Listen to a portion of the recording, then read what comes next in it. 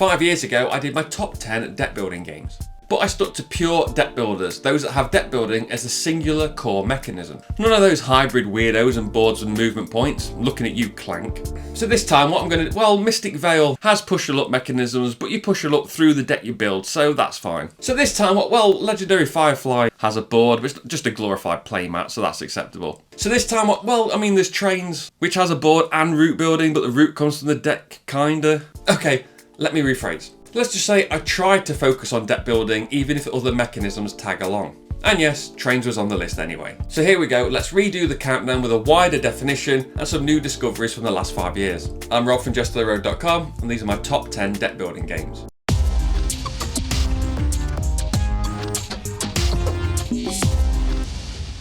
Number 10.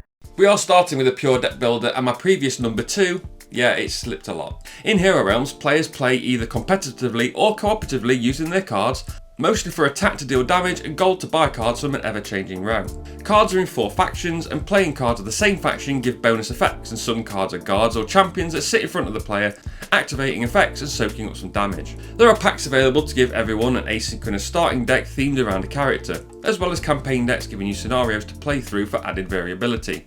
As well as a bunch of modes, 1v1, 2v2, attack left, last player standing. It's a flexible system.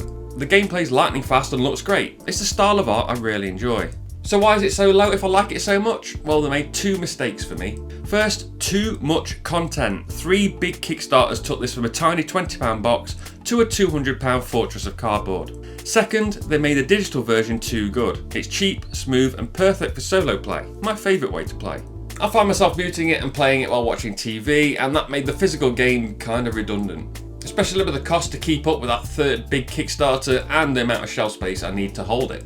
Still, whether you're on paper or you're on pixels, Hero Realms is a fast and fun deck building game that deserves a place on this list. Number 9. Speaking of games that are better digitally than physically, Slay the Spire is a physical adaptation of the wildly popular roguelike deck builder.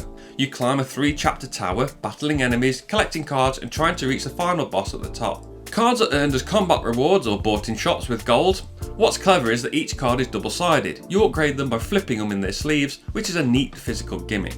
Combat is very simple. You play cards to attack, defend and activate abilities. Enemies have pre-programmed behaviour so you can plan your turn, but there's still a lot of tension. There are 4 characters to choose from, each with their own deck and unique mechanisms, which adds a lot of replay value.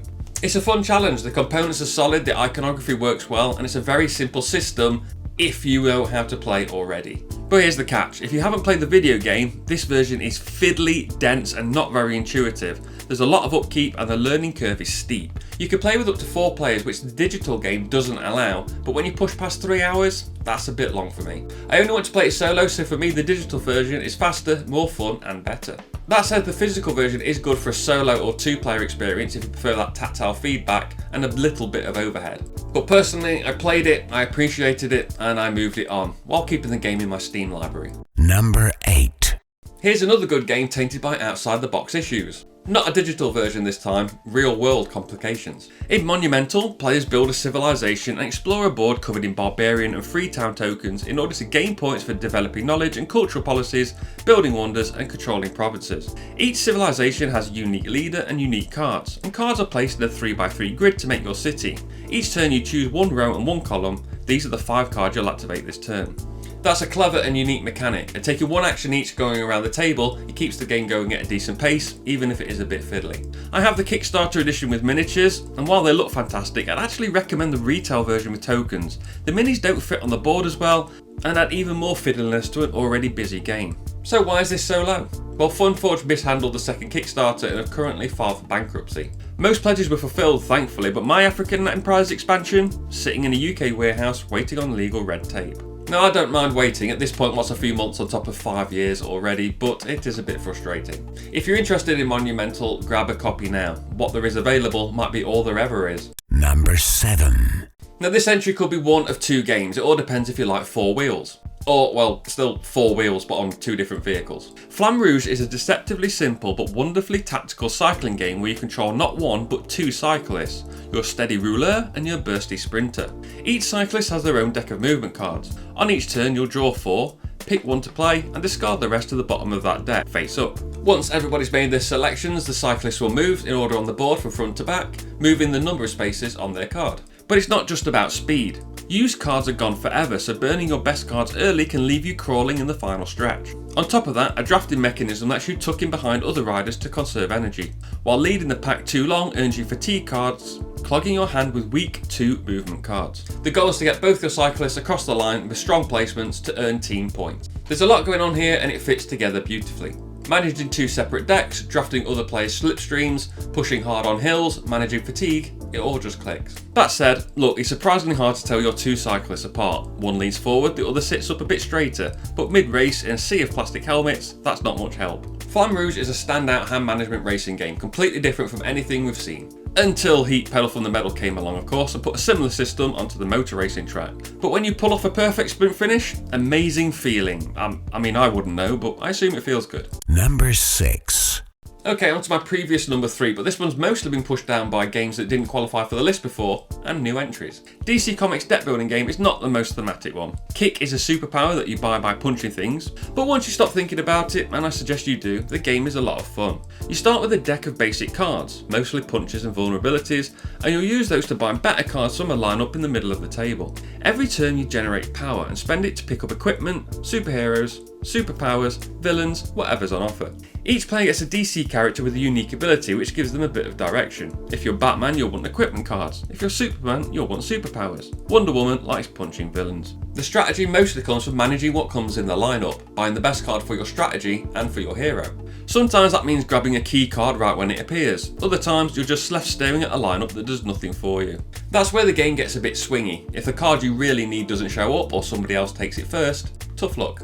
But honestly, the player that can adapt during these bad turns are usually the player that goes on to win. It's fast and simple, and while it doesn't have the depth of something like Legendary Marvel, it's still fun, especially if you like quick, punchy deck builders with just enough player powers to keep things interesting. And yeah, fun comic book chaos is just what you need sometimes. Number 5.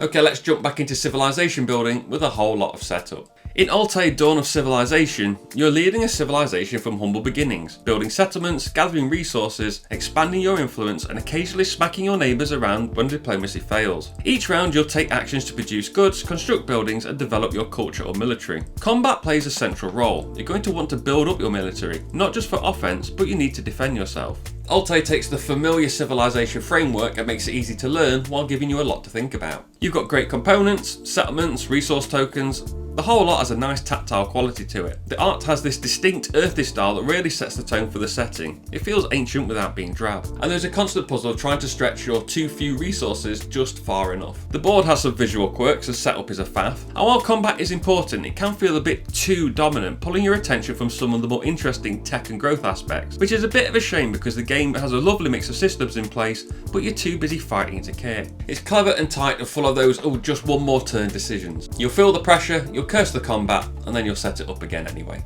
Number 4. Sticking with the war theme, but moving from fantasy to reality. Undaunted Stalingrad is a 2-player story-driven campaign game that blends tactical combat with smart deck building.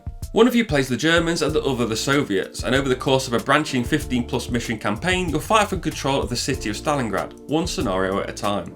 Each player starts with a personal deck of cards representing the soldiers in their squad, riflemen to take objectives, scouts to expand the battlefield and thin your deck, and leaders to help you recruit and coordinate. Combat is dice based, roll over the defender's defense and cover value to score a hit. Getting shot means removing a card from your deck. The game is quick and intuitive, but where it shines is in the campaign. Win or lose, the story moves forward, altering the map and giving you some permanent upgrades or losses. There are real consequences here, and they build up over time. Setup can be a bit of a chore, especially for shorter missions, but it's smooth enough with 2 people getting involved. I find games with long campaigns tough to finish, but this one was so good I actually made the effort to do it. So if you're after a 2-player campaign game that actually pays off, Undaunted Stalingrad delivers. Number 3.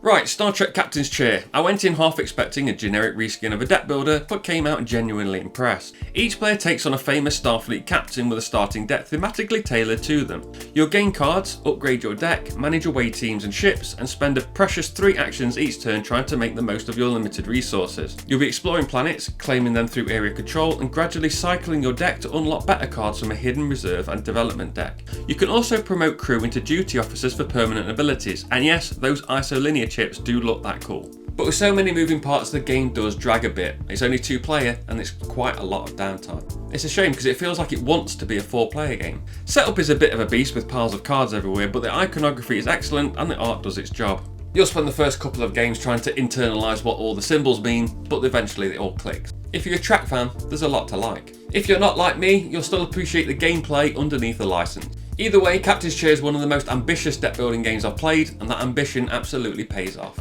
Number 2. The next entry took a few tries to get it right, and they managed it on the 3rd attempt. Thunderstone Quest is a big thematic fancy deck building game where your cards let you either gear up in town or charge into the dungeon to bash monsters and collect loot.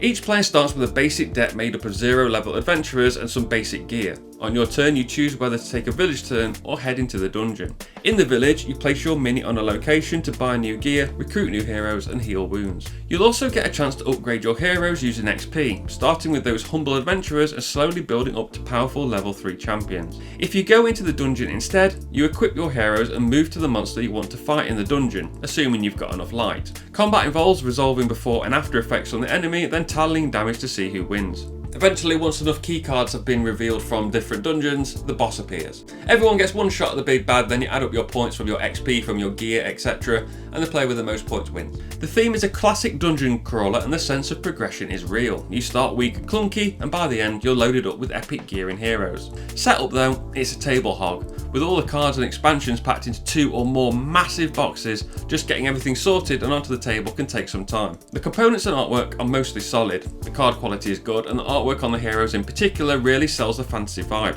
There's also great iconography and helper text baked into the player boards and main board, which makes learning and remembering actions much easier. So if you like the sound of a meaty deck builder with a fancy RPG vibe, Thunderstone Quest is definitely for you. And now, number 1. So this was my previous number 4, which I played again recently and remembered why I loved it so much. In Trains, you take the classic deck building formula and drop it onto a map of Japan. Now you're not just building a better deck, you're also building a railway network. Each player starts with the same basic deck, 7 normal trains, 2 lay rail cards and 1 station expansion. Shuffle, draw up to 5 and get to work. The board is a map divided into cities, rural spaces and remote locations. On your turn you can play cards using money to buy new cards from the shared market or lay down rails and build stations on the board. Laying rails means placing your coloured cube on the board, expanding out from your current network. Some terrains or cities with other players or stations cost extra money to enter, so you need to plan ahead and have the right resources at the right time.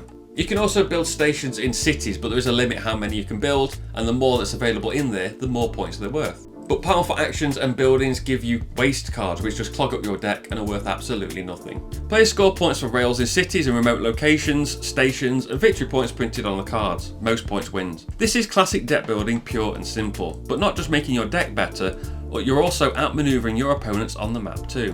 Trains is a clean and very fast playing deck building game that adds the right amount of interaction and tension through its map based gameplay. And yes, playing a card called Normal Train isn't quite as flashy as playing a card for a superhero or fantasy character. Plus it's simple, smart and adds enough depth without overcomplicating things. Fingers crossed for a 15th anniversary big box in 2027. That's my list. What do you think of these recommendations? Let me know in the comments below. Also remember to let me know your favourite deck builders if they're not on this, so they can put them on my radar. Remember to like, share and subscribe and all that good stuff for more top 10s, how to plays and reviews. And also you can see all my written reviews at JestaThaRogue.com. I've been Rob, aka JestaThaRogue. I'll see you soon.